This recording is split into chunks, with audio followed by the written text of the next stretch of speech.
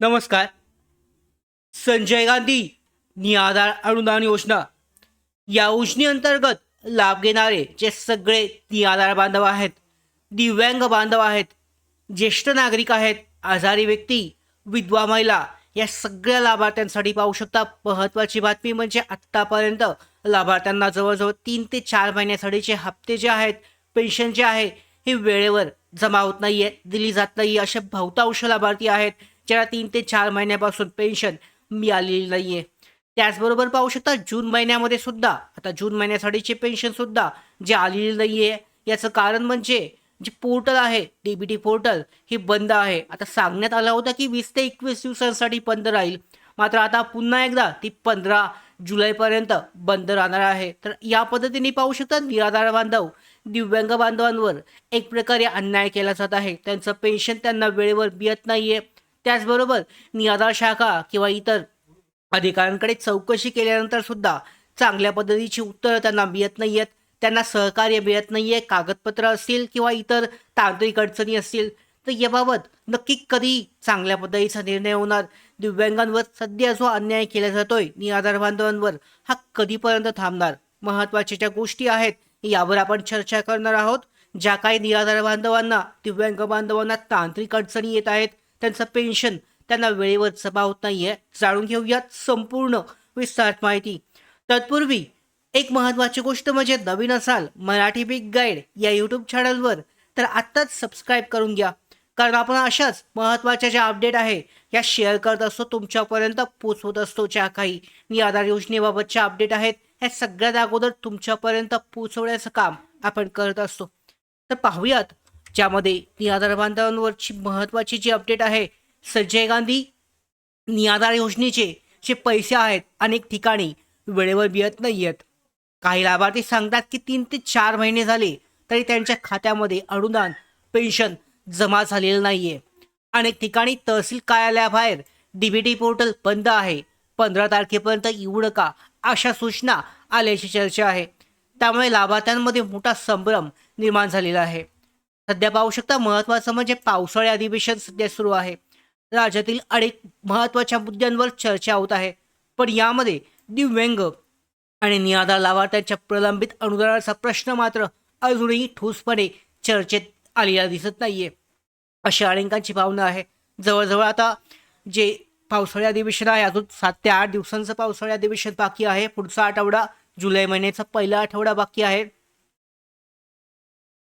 तर अजूनही यावर कोणताही निर्णय किंवा यावर कोणतंही भाष्य कोणत्याही नेत्याने किंवा यामध्ये लोकप्रतिनिधी यांनी केलेलं नाही आहे.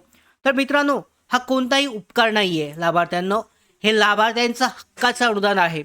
आणि ज्याप्रमाणे सरकारी अधिकारी, कर्मचारी आणि लोकप्रतिनिधी यांना त्यांचं वेतन जे आहे, त्यांचं जे पगार जो आहे हा वेळेवर दिला जातो, त्याचप्रमाणे निराधार लाभार्थ्यांचं अनुदानही ठराविक तारखेला खात्यात जमा झालं पाहिजे, जमा व्हायला पाहिजे.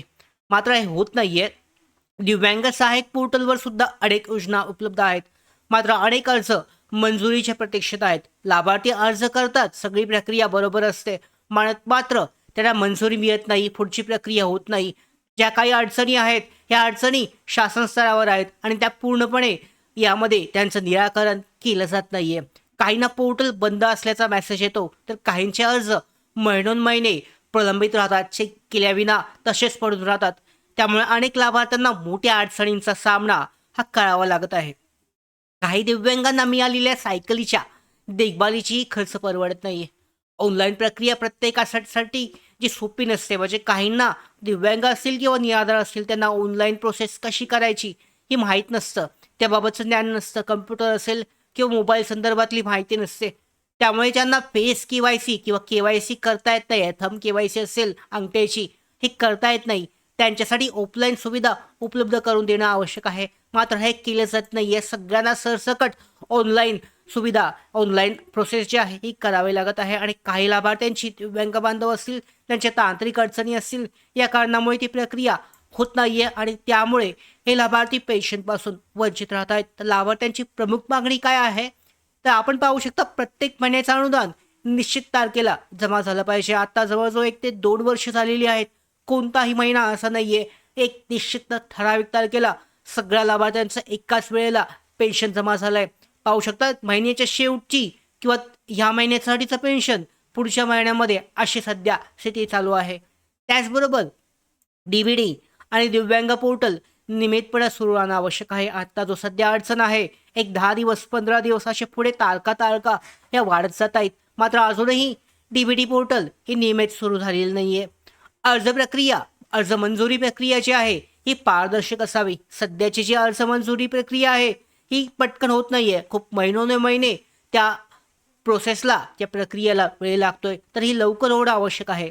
त्याचबरोबर डिजिटल अडचण असणाऱ्यांसाठी ऑफलाईन पर्याय उपलब्ध करावा.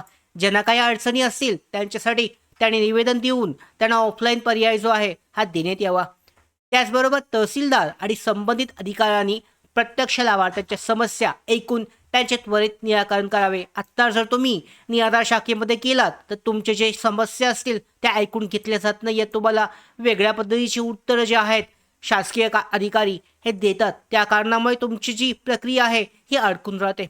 तर लाभार्थ्यांना जर आपण शांत बसलो तर कोणत्या प्रश्नाकडे कोणच लक्ष देणार नाही. त्यामुळे प्रत्येक लाभार्थ्याने त्यांच्या कुटुंबियांनी आणि समाजातील नागरिकांनी, लोकप्रतिनिधींनी विशेषतः आपल्या हक्कासाठी संघटितपणे आवाज उठवणं गरजेचं आहे. आणि याच वेळेला निराधार बांधवांचे जे पैसे आहेत पेन्शन हे वेळेवर जमा होईल. तुम्हाला काय वाटतं, सरकारने संजय गांधी निराधार योजनेचे पैसे हे प्रत्येक महिन्याच्या ठराविक तारखेला देणं बंधनकारक करावे का? कमेंट बॉक्समध्ये सांगू शकता. त्याचबरोबर हा जो महत्त्वाचा व्हिडिओ आहे जास्तीत जास्त दिव्यांग, विधवा, ज्येष्ठ नागरिक आणि निराधार लाभार्थ्यांपर्यंत शेअर करा, जेणेकरून आपला जो आवाज आहे निराधार बांधवांचा हा शासनापर्यंत पोहोचेल. आणि त्याचबरोबर अशाच ज्या महत्त्वाच्या अपडेट आहेत निराधार योजनेअंतर्गत मिळवण्यासाठी मराठी बिग गाईड या यूट्यूब चॅनलला सबस्क्राईब करा. धन्यवाद.